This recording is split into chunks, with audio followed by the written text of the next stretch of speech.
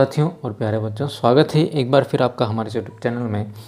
देखिए, मॉडल प्रश्न पत्र के सॉल्यूशंस के अंदर हमने पिछले वीडियो तक जो ऑब्जेक्टिव प्रश्न थे इस मॉडल पेपर के, जिसको एमपी बोर्ड ने इस वर्ष 2022 की परीक्षा के लिए जारी किया है। चूँकि पैटर्न चेंज हुआ इसलिए बोर्ड ने जो है हर एक विषय का जो है मॉडल प्रश्न पत्र तैयार करके अपनी वेबसाइट पर अपलोड किया है। उसको आपने डाउनलोड कर लिया होगा।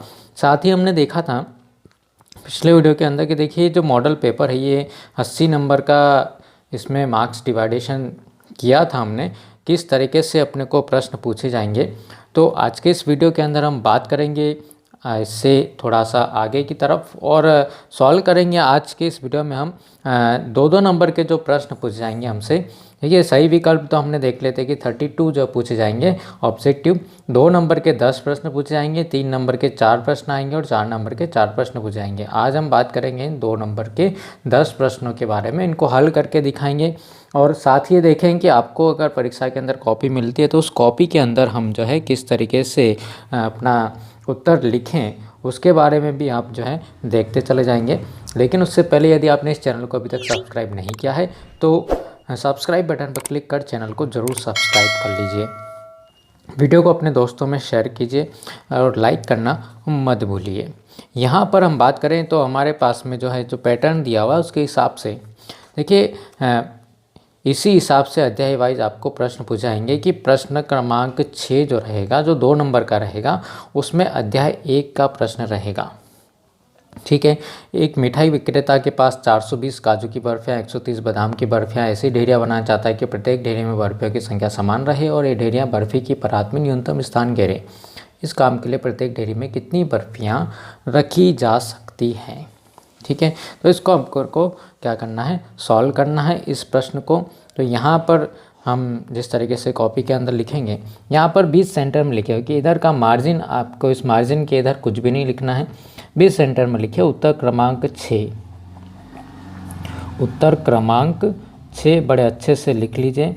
और अगर टाइम मिलता है तो आप इसको अंडरलाइन भी कर सकते हैं, इसको सजा भी सकते हैं अलग अलग कलर से। केवल आपको जो है परीक्षा के अंदर रेड ग्रीन का उपयोग नहीं करना है, केवल ब्लू और ब्लैक पेन का ही उपयोग आप जो है इसको कर सकते हैं। यहाँ पर देखिए, 420 काजू की बर्फियाँ, 130 बादाम की बर्फियाँ और कम से कम स्थान घेरे। तो कम से कम स्थान घेरने के लिए जो है प्रत्येक ढेरी में कितनी बर्फियाँ रखी जा सकती है, तो वो होगा इन दोनों का HCF के बराबर होगा। HCF कैसे निकालेंगे हम, एक तो 420 के अभाज्य गुणनखंड करने पड़ेंगे अपने को। ठीक है। तो 420 के अभाज्य गुणनखंड हम कर लेते हैं। यहाँ पर आपकी लाइन जो एकदम सीधी होनी चाहिए, 2 से भाग चला जाएगा, 2 दूनी 4, 2 एकम 2 और यहाँ पे कितना हो जाएगा, 0 अपने को आखिरी में मिल जाएगा। फिर 2 से भाग चला जाएगा, 2 एकम 2, भाग नहीं जाता उसके लिए 0 और 2 5 10। कभी कभी हम 15 लिख देते तो यहीं पे जो है गड़बड़ स्टार्ट हो जाती है। भाग नहीं जाने का 0 अपने को लगाना है। फिर यहाँ पर चूँकि इकाई के स्थान पर कौन सी संख्या है, विषम संख्या है, 2 से भाग नहीं जाएगा। तो अब देखते हैं अंकों का योग कितना हो रहा है, 5 और 1 6 हो रहा है, तो 3 से भाग चला जाएगा, 3 तिया 9 हो गया और 3 5 15 हो गया। फिर एक बार और 3 से भाग जाएगा, क्या 3 और 5 कितना होता है, 8 होता है। 8 3 के पहाड़े में नहीं आता है। 3 से विभाजिता का नियम है कि यदि किसी संख्या के अंकों का योग 3 से विभाजित होता है तो 3 से भाग जाएगा, अन्यथा नहीं जाएगा। जब 3 से भाग नहीं जाता तो इसमें किससे भाग जाएगा, 5 से भाग जाएगा, 5 7 35 और 7 एकम 7। ये सारी अभाज्य संख्या हमारे पास में आ गई। इसके अभाज्य गुणनखंड अपने को मिल गए। दूसरा दिया हुआ है 130। तो 130 के जो अभाज्य गुणनखंड अपने को मिलेंगे, क्योंकि यहाँ पर कौन सी संख्या है, 0 2 4 6 8 10 है, तो 2 से भाग जाएगा। 2 से भाग हम यहाँ पर लगा देते हैं इसके अंदर, तो कितना मिलेगा, 2 छंगे 12, 1 बचा और 10 हो गया, तो 2 5 10। ठीक है। अब 2 से भाग नहीं जाएगा कि यहाँ पर कौन सी संख्या आ गई, इकाई के स्थान पर विषम संख्या आ गई। 6 और 5 11, 3 से नहीं भाग जाएगा, किससे जाएगा, 5 से भाग जाएगा। तो 5 एकम 5 और 5 तिया 15 और 13 अपने आप में कैसी संख्या है, अभाज्य संख्या है, इसलिए इसमें 13 एकम 13 अपने को मिल जाएगा।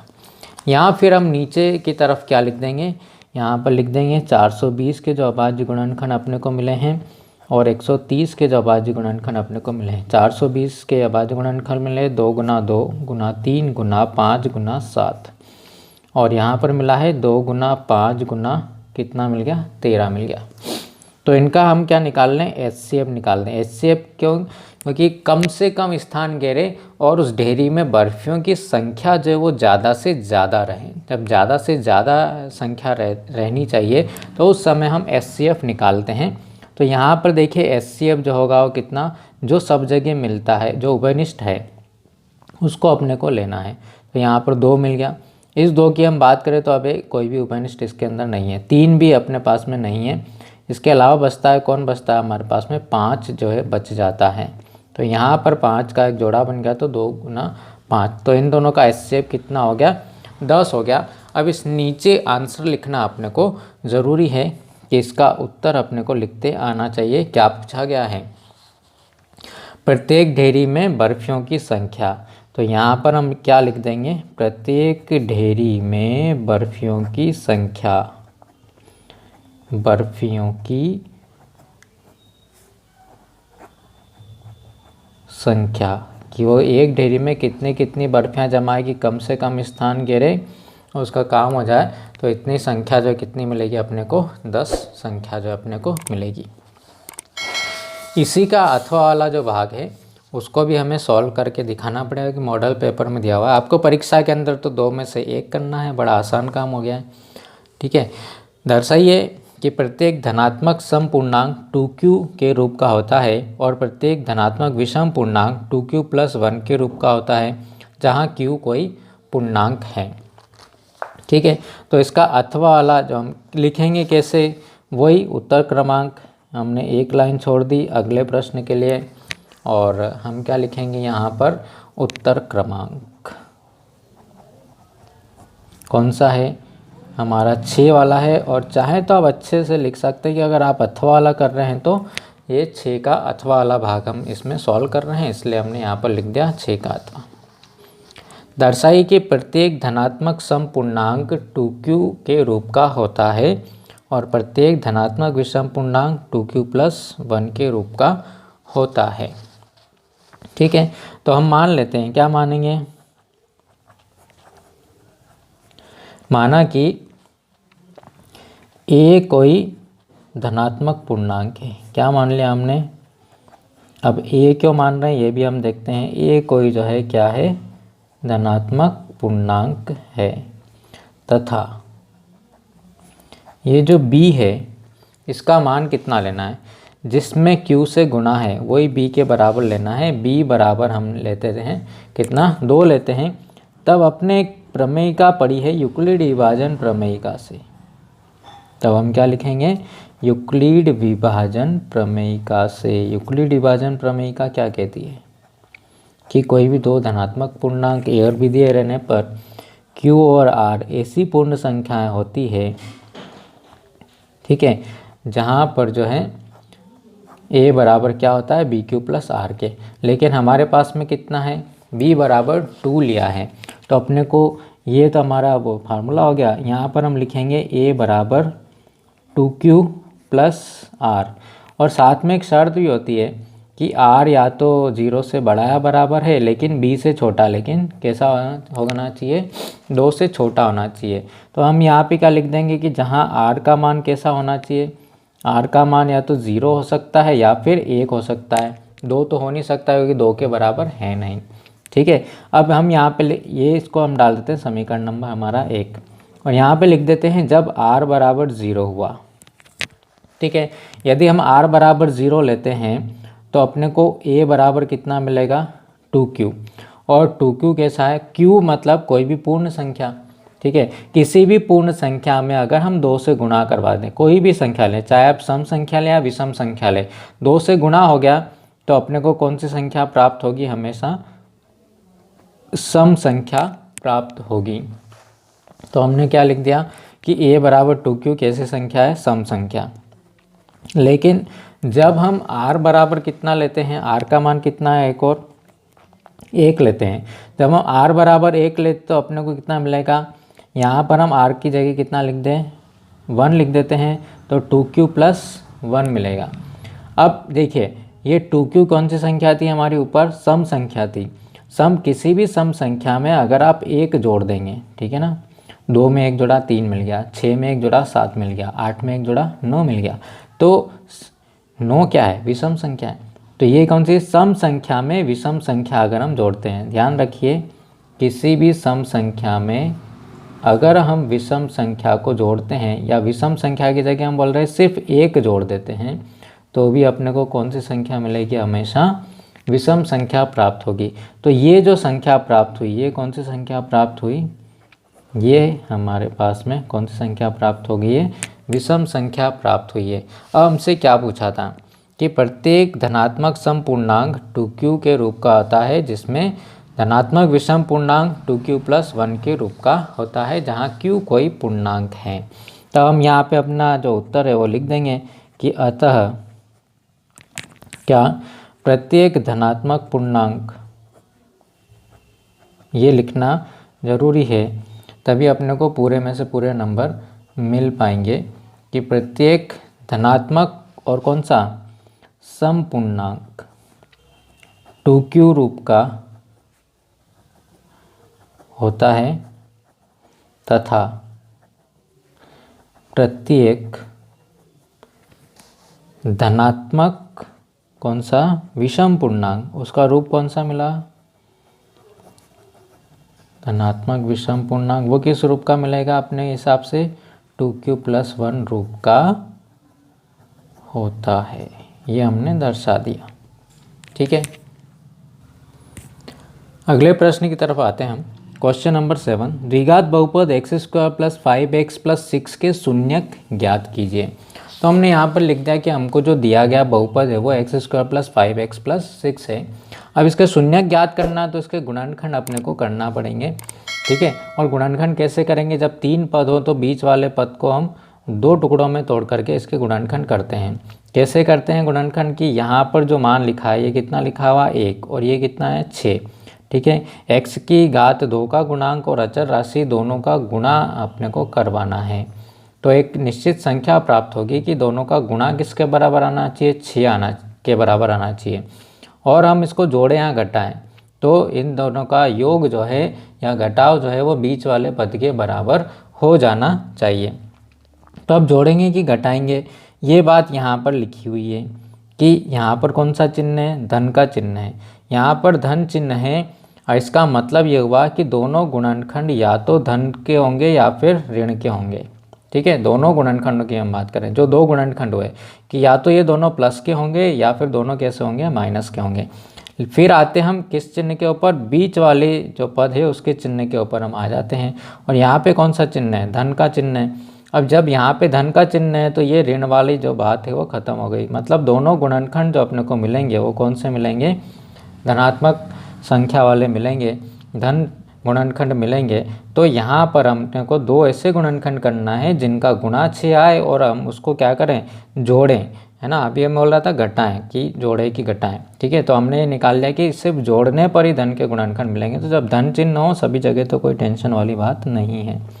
यहाँ पर हम 2 में 3 का गुणा कराएंगे तो भी 6 आएगा, 3 में 2 का गुणा कराएंगे तो भी 6 आएगा। जब रिपीट हो जाते हैं गुणनखंड तो आप गुणनखंड करना बंद कर दीजिए और देख लीजिए कि इनमें से कोई काम का अपना गुणनखंड होगा।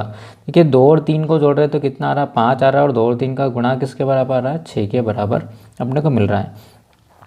तो अगला जो स्टेप है वो हमारी हो जाएगी 2x + 3x, 2x + 3x और प्लस क्या? 6। देखिए 3x और 2x दोनों मिलकर के 5 हो गया। अब हमने इसको तोड़ दिया 2 टुकड़ों के अंदर, तो यहाँ पर अपने पास में 4 भाग हो गए। इन 2 में अपने को कुछ कॉमन लेना है, इन 2 में कुछ कॉमन अपने को निकालना है। इन दोनों में कॉमन क्या? x।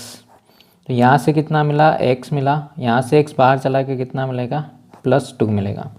प्लस इन दोनों में क्या कॉमन लें कि फिर से अगले ब्रैकेट में भी अपने को x + 2 मिल जाए। तो 3 और 6 दोनों जो आते हैं वो 3 के पहाड़े में आते हैं। 3 को हमने बाहर निकाल लिया, भाग लगाया तो 3x में, तो यहाँ से x मिला। और 6 में से 3 कॉमन लिया। देखिए 6 में से 3 को घटाना नहीं है, 6 में से कॉमन लिया ना, मतलब भाग लगाना है। यहाँ पे गुणा का चिन्ह है तो अंदर जो होगा उल्टा काम होगा, भाग लगाना है। तो 3 दूनी 6 अपने को मिल जाएगा। यहाँ पर भी x + 2 है, यहाँ पर भी x + 2 है। तो एक कोष्टक में हम लिख देंगे x + 2 और दूसरे कोष्टक में लिख देंगे x + 3। अब हमें क्या ज्ञात करना है? शून्य ज्ञात करना है। इसलिए शून्य ज्ञात करने के लिए अपने को इस जो बहुपद दिया गया है उसको किसके बराबर करना पड़ेगा, 0 के बराबर। क्योंकि शून्य की परिभाषा ही है कि x का s चर राशि का ऐसा मान जो क्या कर दें, उस बहुपद के मान को 0 कर दे, शून्य कहलाता है। अब इन दो गुणनखंडों का, दो कोष्टकों का गुणा 0 आ रहा है, इसका मतलब है कि या तो ये वाला 0 होना चाहिए या फिर ये वाला 0 होना चाहिए। क्योंकि दो संख्याओं का गुणा 0 हो रहा है, इसका मतलब है कि उन दोनों में से या तो कोई एक 0 या फिर दोनों ही 0 हैं। ठीक है, तो इस 2 को हम उधर ले गए, बराबर के उधर ले जाते तो क्या होता है, चिन्ह परिवर्तित हो जाता है। तो x इक्वल टू -2 और x इक्वल टू कितना मिलेगा, -3 मिलेगा जब हम उसको उधर ले जाएंगे। तो आंसर हमारा हो गया कि बहुपद के शून्यक मिले अपने को, कौन कौन से मिले, -2 और दूसरा शून्य कितना मिला, -3 मिला। ये हमारा इसका उत्तर हो गया। अब इसका अथवा वाला भाग हम देख लेते हैं। उत्तर क्रमांक 7 का, एक द्विघात बहुपद ज्ञात कीजिए जिसके शून्यकों का योग और गुणनफल क्रमशः 5 और 2 हैं। द्विघात बहुपद के शून्यकों का योग दिया है और गुणा दिया है। तो जो हमको दिया है उसको लिख लेते हैं। शून्यकों का योग, शून्यकों का योग, और शून्यकों का योग जो दिया है वो किसके बराबर दिया है, 5 के बराबर दिया है। ठीक है, और शून्यकों का गुणा जो दिया है वो 2 के बराबर दिया है। शून्यकों का योग जो होता है जिसे हम बोलते हैं अल्फ़ा प्लस बीटा। ठीक है, ये किसके बराबर दिया, 5 के बराबर। अल्फ़ा प्लस बीटा का सूत्र क्या होता है, -b/a बराबर 5, और बट्टे में कुछ नहीं है तो क्या लिख देंगे हम, 1 लिख देंगे। चलिए नेक्स्ट के ऊपर आते हैं हम। शून्यकों का क्या दिया हुआ है, गुणा दिया हुआ है। शून्यकों का गुणा दिया, कितना दिया है, 2 दिया। और शून्यकों का गुणा कितना होता है, अल्फ़ा इंटू बीटा। दो शून्य जो हैं अल्फ़ा बीटा मानते हैं तो किसके बराबर हो गया, 2 के बराबर हो गया। और शून्यकों के गुणा का जो सूत्र होता है c/a के बराबर होता है, मतलब ये भी कितना हो गया, 2/a। यहाँ सबसे ऊपर अपने को लिखना पड़ेगा माना कि, क्योंकि अपने को क्या ज्ञात करना है, द्विघात बहुपद ज्ञात करना है। तो माना कि द्विघात बहुपद, दो शून्य के तो द्विघात बहुपद अपने को प्राप्त होगा। और द्विघात बहुपद का जो सामान्य रूप जो है वो कितना होता है, ax² + bx + c है। ठीक है, अब इसमें a, b और c तीनों के मान अगर अपने पास में मिल जाते हैं तो हम क्या ज्ञात कर सकते हैं, द्विघात बहुपद ज्ञात कर सकते हैं। तो यहाँ पर एक चीज़ ध्यान रखनी है कि a का मान जो है दोनों स्थानों पर कैसा होना चाहिए, बराबर होना चाहिए। यहाँ पे भी 1 है, यहाँ पे भी 1 है, तो हम तुलना कर लेते हैं।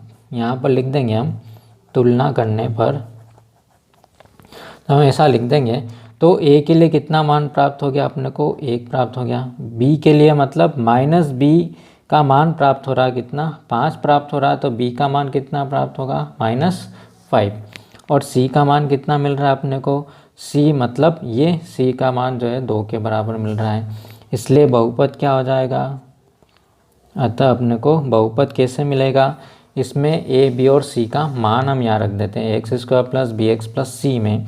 तो a का मान कितना मिला, 1 मिला, तो x²। b का मान कितना है, -5x, और c का मान कितना मिला, 2 मिला। तो हमारा जो बहुपद अपने को मिलेगा वो ये प्राप्त हो जाएगा। 8वां प्रश्न है, ए बी के प्रथम 4 पद लिखिए जबकि प्रथम पद a बराबर 5 है और सारपंतर d बराबर -5 अपने को दिया हुआ है। देखिए प्रथम पद अपने को यहाँ पर सबसे पहले जो दिया है उसको लिख लेते हैं। प्रथम पद कितना है, a बराबर 5 दिया हुआ है, और सार्व अंतर जिसे हम क्या बोलते हैं, जिसे हम बोलते हैं d, वो किसके बराबर दिया हुआ है, -5 के बराबर दिया हुआ है। तो किसी भी एपी के जो पद होते हैं, कितने पद लिखने हैं अपने को, यहाँ पर 4 पद लिखने हैं। तो यहाँ पे a1 हो गया, फिर a2 लिखेंगे, फिर a3 लिखेंगे और फिर a4 लिखेंगे। सूत्र क्या है, सूत्र जो हमारा सामान्य सूत्र है, सामान्य पद वाला, a + n-1 × d, ये हमारा सूत्र जो इसमें काम करेगा। a1 अर्थात पहला पद, n का मान जो है यहाँ पर हम 1 रख देते तो 1 - 1 0, पहला पद मिल जाएगा। a2 मतलब इसके अंदर d को जोड़ दें हम तो a + d हो गया, इसके अंदर फिर d जोड़ दिया तो a + 2d तीसरा पद हो गया, और a + 3d जो है वो चौथा पद अपने को मिल गया। तो यहाँ से पहला पद जो a का मान कितना है, 5 है, दूसरा पद कितना हो जाएगा 5, और ऋण 5 इसमें डी का मान है, तो दूसरा पद कितना मिल गया, 0 मिल गया। तीसरा पद कितना मिलेगा, 5, और यहाँ पर 2 और डी का मान कितना है, -5 है, कितना हो जाएगा 5 और -10 कितना मिलेगा अपने को, -5। चौथा पद निकालना है 5, और यहाँ पर डी का मान कितना है वो रख देते हैं, -3 रख देते हैं, तो 5 और माइनस कितना हो गया, 15 अपने को मिल गया। अब बड़ी संख्या ऋण वाली है तो ऋणात्मक संख्या मिलेगी, और 15 में से 5 गए तो कितने मिल गए अपने को, 10 मिल गए। तो अपने को चारों पद यहाँ पे प्राप्त हो गए। दूसरा तरीका, अगर आप फार्मूला लगाना चाहें तो इस ए के मान में डी जोड़ते जाएं। 5 में 5 जोड़ा 0 मिल गया, -5 जोड़ा, ठीक है, फिर -5 जोड़ा तो -5 हो गया, -5 में -5 जोड़ेंगे तो कितना मिल जाएगा, -10 मिल जाएगा। इसलिए फिर आप यहाँ पर चाहें तो आंसर इसका लिख सकते हैं। पहला पद 5 मिला, दूसरा पद 0 मिला, तीसरा पद -5 मिला, और चौथा पद जो अपने को लिखना था वो कितना मिला, -10 मिला। इसके अथवा वाले प्रश्न की हम बात कर लेते हैं। उत्तर क्रमांक 8 का अथवा वाला जो भाग है वो हम यहाँ पर हल कर लेते हैं। AP 2 ऋण 2 ऋण 6 और ऋण 10 के अगले 4 पद लिखिए। ठीक है, AP अपने को दी है तो यहाँ पर हम लिख देंगे दी गई AP क्या है, 2 ऋण 2 ऋण 6 और ऋण 10, इस प्रकार AP दे रखी है। तो यहाँ पर हम देखते हैं इसका पहला पद, किसी भी AP में जो सबसे पहले लिखा हुआ है वो इसका प्रथम पद कहलाएगा। और D का मान कैसे आएगा, देखिए इस पीछे वाले पद में से आगे वाले पद को हम घटा लें, A2 - A1, मान कम हो रहा है इसलिए ऋणात्मक आएगा। A2 का मान कितना है, -2, और इसका मान कितना है, -2, दोनों मिलाकर कितना हो गया।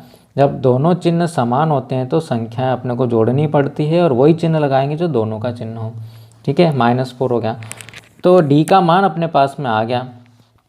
तो हम अगले 4 पद लिखना चाहते हैं तो यहाँ पर सीधे सीधे लिख दें अगले 4 पद। ठीक है, आपको सिर्फ लिखने के लिए बोला है, ज्ञात करने के लिए नहीं बोला है। तो लिख देते हम यहाँ पर जो पद था वो आखिरी वो कितना था, -10, -10 में -4 और जोड़ दे कितना हो जाएंगे, -14, -18, -22 और -26, ये अगले चारों पद अपने को मिल जाएंगे। क्वेश्चन नंबर 9 पर हम आते हैं और देखते हैं 10 मीटर लंबी एक सीढ़ी दीवार पर टिकाने पर भूमि से 8 मीटर की ऊंचाई पर स्थित खिड़की तक पहुंचती है। दीवार के आधार से सीढ़ी के निचले सिरे की दूरी ज्ञात कीजिए। तो यहाँ पर जो है 10 मीटर लंबी जो है वो क्या दे रखी है, सीढ़ी दे रखी है। और देखिए दीवार पर जब सीढ़ी टिकाते हैं तो वो तिरछी हम टिकाते हैं, एकदम खड़ी उसको टिका कर नहीं रखते हैं। तो ये हमारी जो क्या हो गई है, ये सीढ़ी है और ये 10 मीटर लंबाई की है, और ये कहाँ तक पहुँच रही है, ये दीवार की जो ऊंचाई है वो 8 मीटर पर एक खिड़की बनी हुई है वहाँ तक पहुँचती है। ठीक है, ज्ञात क्या करना है, दीवार के आधार से, ये दीवार का आधार है, यहाँ से जहाँ तक सीढ़ी हमारी टिकी हुई है ये लंबाई अपने को ज्ञात करनी है। तो हम मान लेते हैं कि दीवार के आधार से सीढ़ी के निचले सिरे की दूरी जो है BC बराबर जो है वो x है।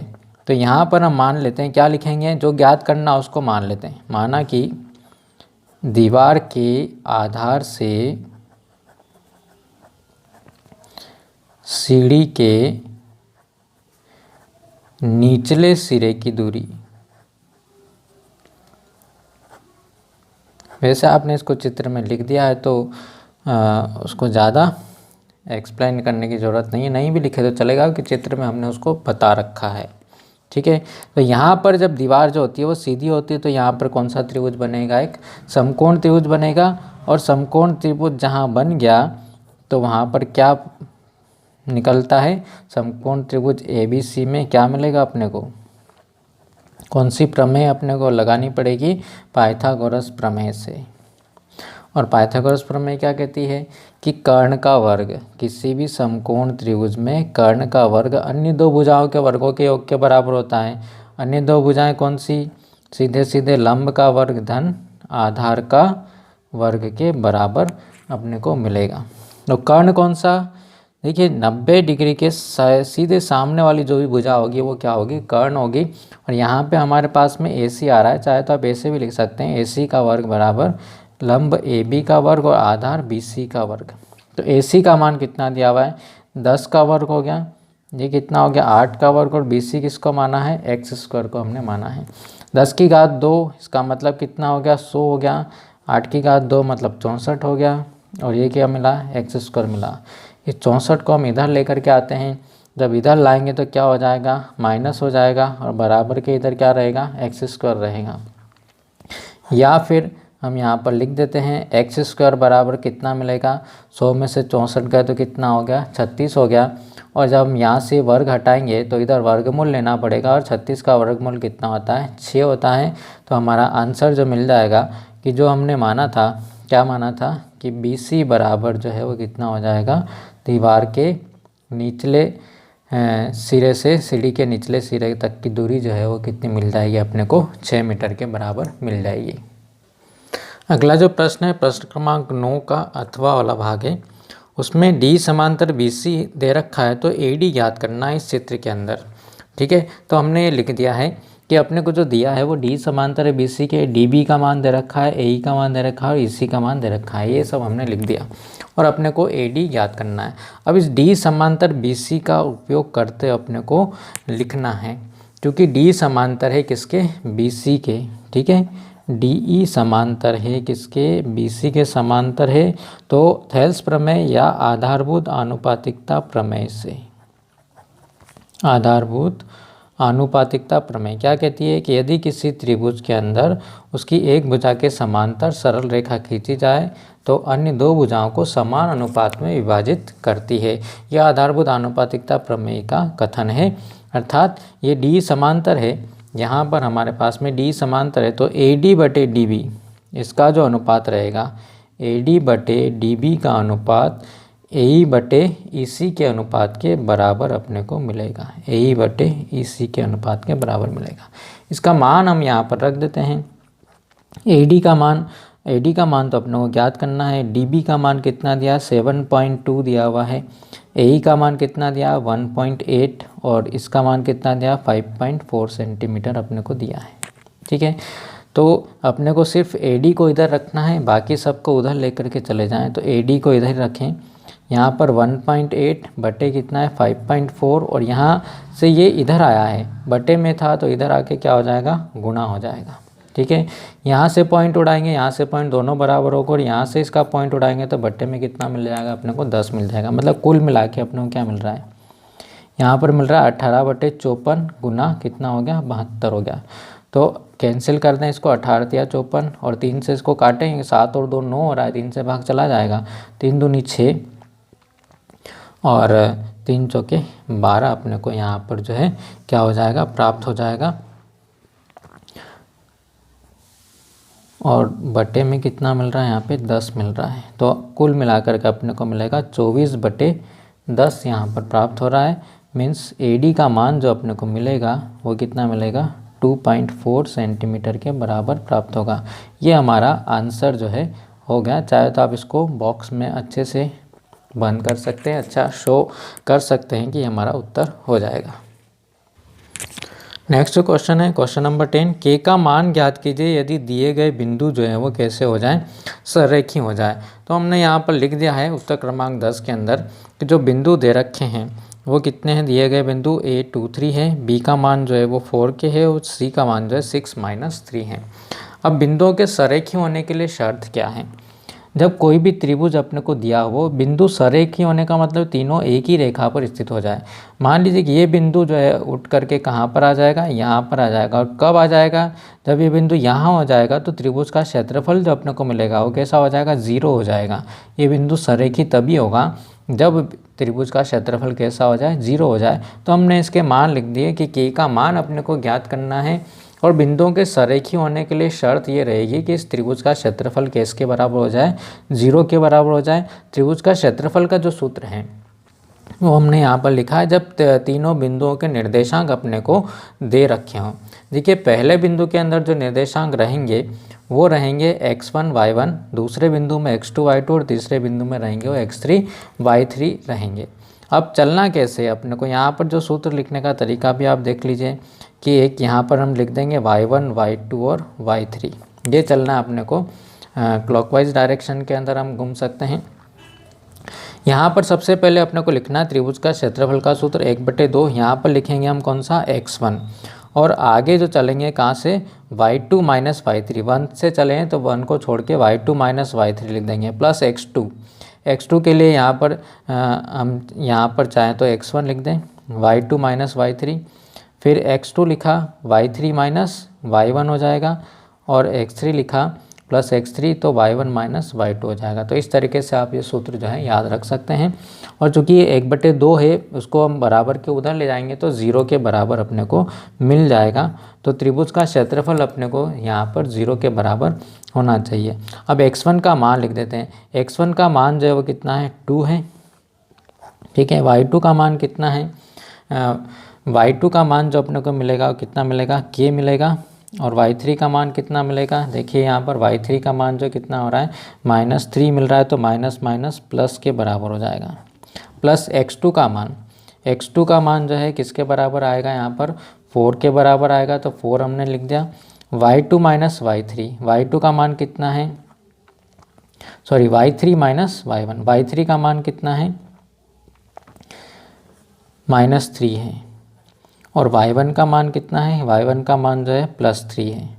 तो यहाँ पर -3 और +3 अपने को मिल जाएगा, प्लस x3 का मान देखिए कितना आ रहा है, x3 का मान जो है वो 6 के बराबर आ रहा है, और अंदर लिखना है y1 माइनस y1 का मान कितना है 3 है, और y2 का मान कितना है, y2 का मान जो अपने को मिल रहा है वो k मिल रहा है, बराबर के इधर कितना लिख देंगे 0 लिख देंगे।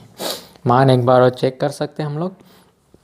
x1 का मान 2 मिल गया, यहाँ पर y2 माइनस y3 k, और y3 का मान कितना है +3 हो गया, प्लस x2 का मान कितना है 4 है, और y3 माइनस y3 का मान -3 है, और y1 का मान 3 है, तो 3 हो गया, और प्लस x3 का मान 6 है, और यहाँ पर कितना आ रहा है y1 माइनस y1 3 है, और y2 कितना है -के। अब इसको हम क्या कर लेते हैं, सॉल्व कर लेते हैं। सॉल्व करने का तरीका भी देख लीजिए कैसे सॉल्व करेंगे। यहाँ पर हम देखते हैं तो यहाँ से मिलेगा 2k + 6, ठीक है, और यहाँ ब्रैकेट में हम देखते हैं 4, और ब्रैकेट में कितना हो जाएगा -6 हो जाएगा, और यहाँ पर भी गुणा करवा दें, 6 × 18 और -6 के अपने को मिल जाएगा, बराबर के इधर कितना मिल गया 0 मिल गया।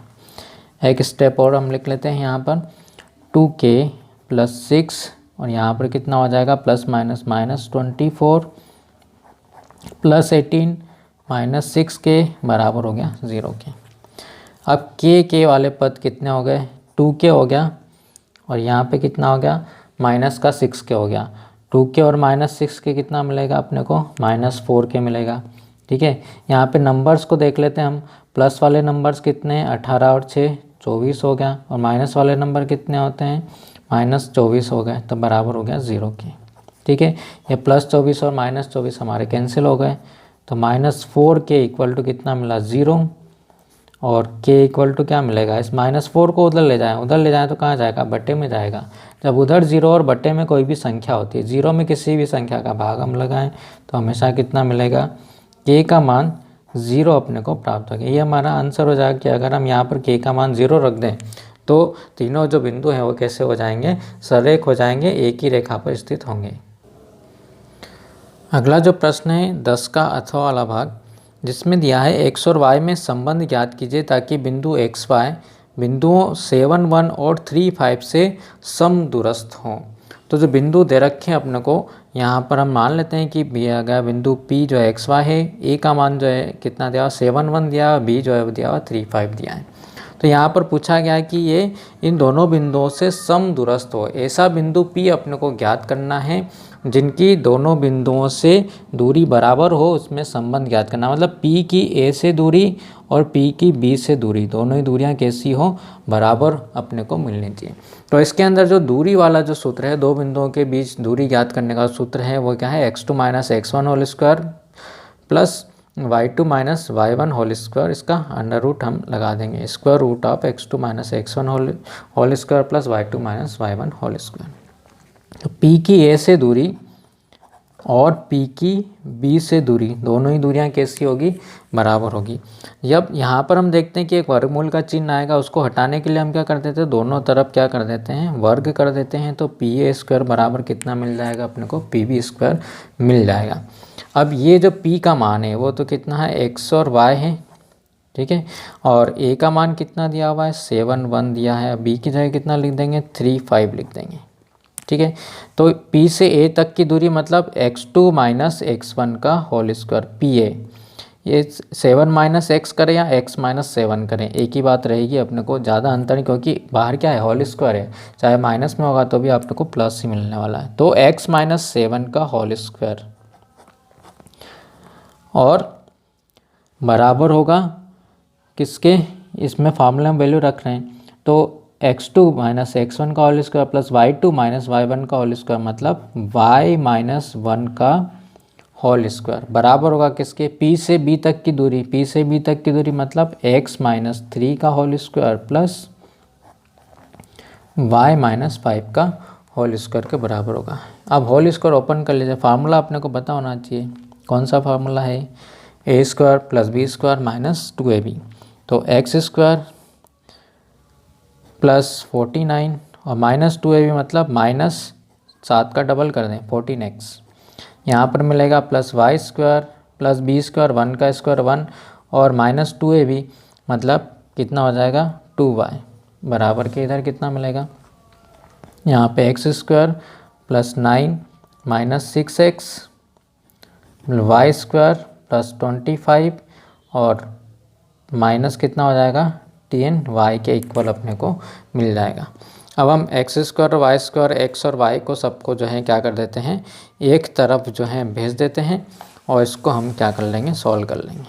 तो यहाँ पर अपनी जो इक्वेशन ये बन रही है, एक्स वाई को एक तरफ ले आए, नंबर्स को एक तरफ लेके आ जाएं, या इसको थोड़ा सा और सॉल्व कर लेते हैं। चलिए एक्स स्क्वायर फिर माइनस 14x मिलेगा, ये वाला पद हो गया, ये वाला पद हो गया, प्लस वाई स्क्वायर मिल गया माइनस 2y मिल गया, नंबर कितना हो गया 49 और 1 कितना हो गया अपने पास 50 अपने को मिल गया, इक्वल के इधर मिलेगा एक्स स्क्वायर, ठीक है, और x वाला पद कौन सा है minus 6x plus y square minus कितना हो गया 10y हो गया, और यहाँ पर 25 और 9 कितना हो जाएगा 34 के इक्वल अपने को मिल जाए। अब सबको एक तरफ ले आए, एक्स स्क्वायर को एक तरफ ले आए, वाई स्क्वायर को भी हम एक तरफ लेकर के आ जाएं, नंबर्स को हम एक तरफ लिख लेते हैं, ये उधर गया, इधर की सारी टर्म्स जो हैं इधर आ रही हैं। तो minus x square plus 6x minus y square plus 10y और बराबर के इधर कितना है, पहले से आपके पास 34 है और इधर से गया तो कितना मिल गया माइनस 50 और अपने को यहाँ पर मिल जाएगा, ठीक है। तो अब यहाँ पर हम इसको सॉल्व कर लेते हैं। देखिए एक्स स्क्वायर प्लस का है, एक्स स्क्वायर माइनस का कैंसिल हो गया, वाई स्क्वायर प्लस और वाई स्क्वायर माइनस दोनों कैंसिल हो गए, बचा कितना माइनस का 14x और प्लस का 6x कितना हो गया, माइनस का 8x मिलेगा, ठीक है, माइनस का 2y प्लस का 10y, 10 में से 2 गए कितना बचे, प्लस के 8y बचे, और बराबर के इधर कितना मिल गया अपने को 34 माइनस 15 कितना मिलेगा माइनस 16 के इक्वल अपने को मिल जाएगा। अब इसमें पूरी इक्वेशन में हम माइनस 8 से डिवाइड कर दें कि माइनस हमारा यहाँ से गायब हो जाएगा, माइनस 8 तो 1x और माइनस से डिवाइड किया तो प्लस जो माइनस में कन्वर्ट हो जाएगा माइनस y, माइनस 8 से भाग दिया तो 8 दूनी 16। ये अपना जो है संबंध मिल गया अपने को x और y के अंदर कि जब बिंदु दोनों से समदूरस्थ अपने को मिले। तो यहाँ पर जो अपने पास में जो है ये क्वेश्चन 10 जो है सॉल्व चुके हैं। अगले वीडियो के अंदर हम जो है 11 से 15 तक के क्वेश्चंस को हल करने का प्रयास करेंगे और देखेंगे इनके सॉल्यूशंस को। वीडियो आपको पसंद आया इसे लाइक कीजिए, दोस्तों में शेयर कीजिए और चैनल अभी तक सब्सक्राइब नहीं किया है तो इसे ज़रूर सब्सक्राइब कर लीजिए।